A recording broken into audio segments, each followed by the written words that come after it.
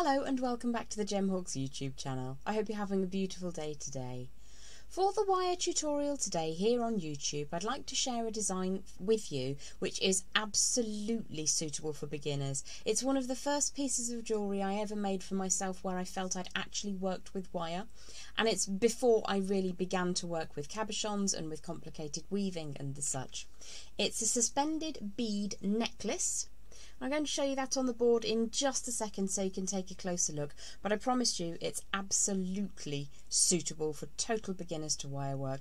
You can use any beads. I like to use round beads in this design for the main part of the suspended bead charm, but also you can use spacers in other ways along the bar of the necklace. So if you'd like to join me down at the board, we'll take a slightly closer look at what it is we're going to make together today. So the beads I've used here are primarily round beads for the suspended charm segment, and I've got one very beautiful faceted puffy glass disc bead as the central focal. These are made from the Jessie James Beads Holiday 2021 Winter Solstice kit, but you can use any beads that you like. I'm going to be demonstrating with just a few pieces from the Don't Sled I Slay collection as well. You can use any beads that you like, but just in case you want to know you wish to recreate this gorgeous colourway here, those are the bead mixes that I'm working with. So I'm just going to slide this up to the top middle so it doesn't get too much in the way. Now we'll be working primarily with just two types of wire, or two segments of wire. I've got some 1mm, which is equivalent to 18 gauge, and I also have some lighter wire which is 0.4mm, equivalent to 26 gauge. These are the only wires that you need to create this design, and as I say, any bead will do. What I tend to do is to create these segments in pairs. So if I wanted to have just two beads that were the same on the neckline, let's just imagine it's this one and this one, I'd grab those two beads and create the section that we're working on at the same time so I can make it look as close as possible to symmetrical. Now you don't have to worry about that if symmetry isn't your thing, but it's just a suggestion. So these four purple beads, I made the housings for those all at the same time to try and get the same size and shape going on. Now I'm only working with about 2.5 inches of 18 gauge or 1mm wire, and what I'm going to do to begin with is just make sure that that's flush on both ends and that these two pieces of wire are indeed the same size. So if I pop those away, you don't need any complicated tools at all. You can very simply use a pen. You can of course use your bail making pliers if you have them. I'm going to use this pen as a basic size guide. It's the same length all the way along and it's about the same size as my beads. So the first thing that I would want to do, if I get my dirty pliers out of the way, is just grip a hold of the end of those two sections of wire and just give them a little bit of warmth. Now the raw copper is my favourite because it's super fluid. This silver plated copper that I'm working with right now is actually quite hard. I think this is probably even firmer than a half hard, urging towards a super hard wire. So I'm just going to give that a bit of heat through the central section especially. And I'm going to wrap that around my round form. This could be a mandrel that you have, or a triplet, or it could be like I'm using, just a pen. Now I've noticed that I haven't got one of those exactly the same length as the other, so I'm just going to pop in with my flush cutters and take that tiny piece off the end so that they are now the same length. So I will work with them one at a time, but it's just to get that initial size and shape, make sure that they fit inside the little space at the bottom of that extended U shape we've made. Now that's not particularly centralised either, and the way to fix that is to pop the shape back on, like so. Take the longer side over the top slightly, and then you can open up the shorter side, and very quickly it's possible to just make that the same length. So I'm just going to pop that bead in for a second and see that that does fit. Yes, it does. I'm very happy with that.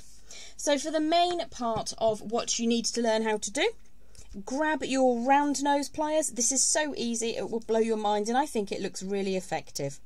I'm going to take one side of that U shape with the very tip of my round nose pliers and roll that over. You can do that in as many stages as you need. What we're looking to do is to keep the front of that U shape nice and flat, with a rolled around loop at the back. We're going to need to do the same on the other side, and then we'll just work on fining those loops up. So we're looking at the underside now, and you can see the technique from a different angle. So I'm just going to roll those loops so that they meet the wire of the U shape. What we need to do is just make sure that they do close up and that you've left enough space in there for another piece of 1mm wire to slide up. So I think this one's probably a little bit tight, so I'm just opening that back out, pop those round nose pliers back in, and then we can straighten that. The reason I'm straightening that is because I want those loops to disappear behind the U shape when viewed from the front. So if we have a quick look, we can see that that bead will fit inside the very bottom of the U shape exactly as we'd planned. And for the next part, we're going to use some of that ultra fine wire. Now, you don't need a huge amount. What I tend to do is cut off around about 10 inches to start with. We'll use nowhere near that amount, but it's a usable length to work with, and you can just tuck that away out of the way on your wrist. What we're going to do is start by laying that finer gauge wire over the central section of that U shape, and I like to wind on around about 5 times. The reason for 5 rather than 3 is because there could be a little bit of tension on this, and I want to be sure that the piece of jewellery stays together. So let's find the best piece of the board. That looks like a good piece of the board, and I'll ask my technical team to just zoom in for this next section. So my finer gauge wire has come over the top of that U form. We're probably just over a third of the way, almost half of the way up. We can slide it once it's done anyway. Now, because we're working in tight quarters, I tend to use my pliers for this. I'm going to use my bent chain nose pliers because they're my favourite pliers in the world. And I'm going to wrap that tail of wire so that it smoothly coils around that U shape a good 5 times. Now, if you find that you didn't leave quite enough wire, it's not a problem because we can always roll more wire in. If you've left a little bit too much, don't worry, you can always trim that away. And I think that was probably just about the right amount for 5 wraps. And again, this is 0.4mm or 26 gauge wire. So I'm just going to tighten that coil up. So I'm going to put one side of my pliers on the coil to the right of the main heavier gauge wire and one side on the left, and then just draw that together, and then you can switch over. And that just tightens up your coils for you. I just want to make sure that that end piece is nicely snuggled away and very, very neat. So we're going to come back out of ultra zoom mode, turn that U shape up the right way, and I'm just going to slide my bead on to the very end of that finer gauge wire. Allow that to zip line all the way down into position so that it sits at the very base of that U shape. Now, for this to work neatly, what I do now is flip the design over. My finer gauge wire is on the same side of the U on both sides of that bead. So if I flip the design over, we're going to wrap 5 times around the other side of that U shape, and it's so much easier when you have this longer tail of wire to work with. So that was 5 very, very fast wraps. Trim that away just on the rear side, and then take a second to just smooth that tail around and in. Give that a squish and a squeeze so that it sits neatly into position. What I'm going to do before we move on to the next stage of the demonstration is the exact same tutorial with another 2 beads. So I've got this fancy red rhinestone and clay, and the second of those glass green crackle beads. The technique is exactly the same. With my central bead, I used a slightly longer section. This is about 3 inches of that 1mm or 18 gauge wire, and it's just because it's a slightly larger bead and I may want it to hang slightly lower on the design. I'll show you the next stage of that tutorial when I've got these other 2 beads loaded up. So I've repeated that exact same process 2 more times, one with the green crackled glass bead, which will be the mirror and opposite to the one we created together, and also I've used the red rhinestone and clay bead, which is slightly larger, slightly longer piece of wire, around about 3 to 3.5 inches of that 18 gauge 1mm wire. It's all round. I'm working with silver plated copper in the demonstration, but my piece that I have on the board is made in raw copper, which is always beautiful to work with. So if you'd like to join me down at the board, I'll take you through the next stage of the tutorial. So I have my 3 segments ready to move forward through the next stage of the tutorial. I've got the red one, which acts as my central focal piece, and then I've got a couple of those green ones. Now what I want to do is to draw those two loops together slightly to begin with. So I'm just going to pinch them. And after I've pinched them, I'm just going to pop those bent chain nose pliers in and turn an angle. It needs to be about the same distance from the top on both of them. And then I'm going to use my pliers to pinch those together again. So it's almost like a teardrop shape. Now I tend to do this in a production line so that I try to get them as similar to each other as possible. So you can measure them a bit more precisely than I am. I'm just kind of giving that a bit of a college guess. Draw those two sections a little bit closer together. Now ideally I want to have those two pieces upright, because I'm going to show you how you can add further interest to the design by adding a little spacer bead between these 2 points. So just play with those until they look reasonably similar. That's a little bit further apart, so I'll just give that a tiny squeeze. Draw that slightly more upright. And again, making sure that those loops are hidden so that it looks like a suspension of wire rather than anything too mechanical. So for the larger one, it's exactly the same process. Kind of draw those gently together, always being respectful of your beads. And then we can pop in. I'm just going to go over the head for the top one, for the first one rather, and then I can go underneath and replicate that on the other side. And once you draw those together, they should sit reasonably upright. So that's the next stage of the demonstration done. What I want to show you now is how to add those onto a bar. So this is what I refer to as a bar necklace. I've added chain onto this one because it's a beautiful colourway and I plan on wearing it very, very soon. But for the ease of demonstration, I'm just going to show you how to create that wrapped loop. All you do is pop a bit of chain in the end, or you can of course use a split ring or a jump ring or ribbon. Lots of ways that you can make that your very, very own. So you can add as many spacers before or after as you like, but what I'm going to do is assemble a miniature version of what we're looking at the top of the screen. So I'd start by threading on, looking at my design, making sure it's forwards facing. So I'd need to straighten that bead wiring up so that it sits more symmetrically in that space down at the bottom. You can help that to become more stable by just giving that wire a little bit of a squeeze when it does sit exactly where you want it to, and it should stay put a little bit better. So I've got also to add to this piece 2 bright red sparkly glass faceted rondelle spacer beads. And I've also got a couple of these metal saucer beads.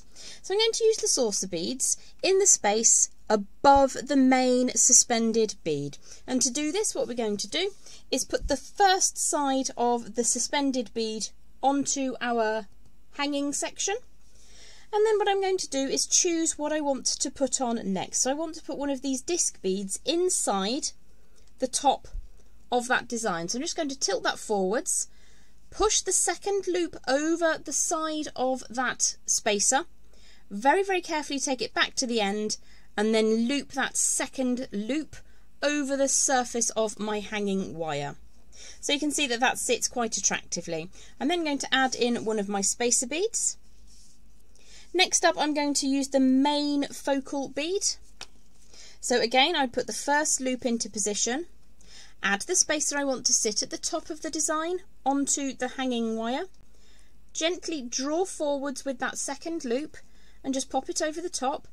Slide the whole thing up to the end of the wire and pop that on. So I need to find my red spacer next. Obviously it's gone on a little journey to somewhere.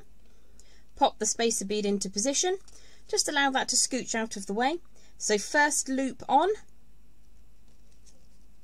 Pop the spacer in.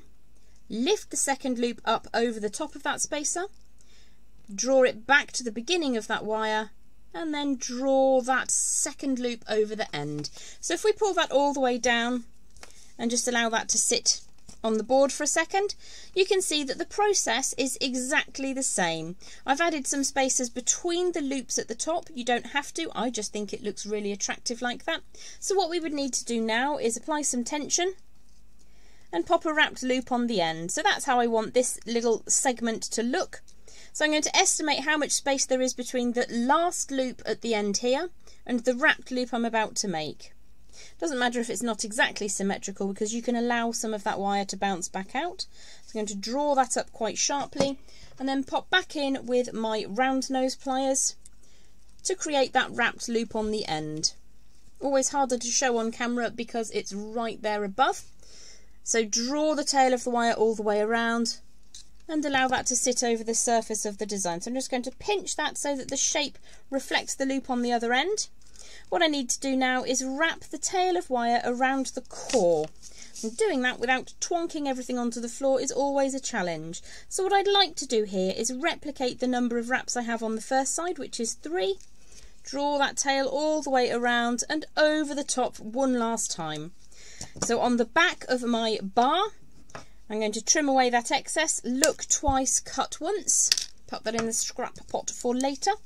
And then we just need to take that final piece of tail of wire and make it nice and flat so it doesn't scratch the skin or catch on clothes. So a very much miniaturized version, but the process is exactly the same. Just going to straighten that loop up on the end. This one looks quite festive. So let me just bring the main piece down into position for a second. I will very, very quickly show you the bead mixes I've used. That one is called Winter Solstice. That one, rather interestingly, is called I Don't Sled, I Slay. Both from Jessie James. So I hope you've enjoyed the suspended bead bar necklace with me today. I look forward to catching up with you here on the Gemhawks YouTube channel again very, very soon. Bye for now.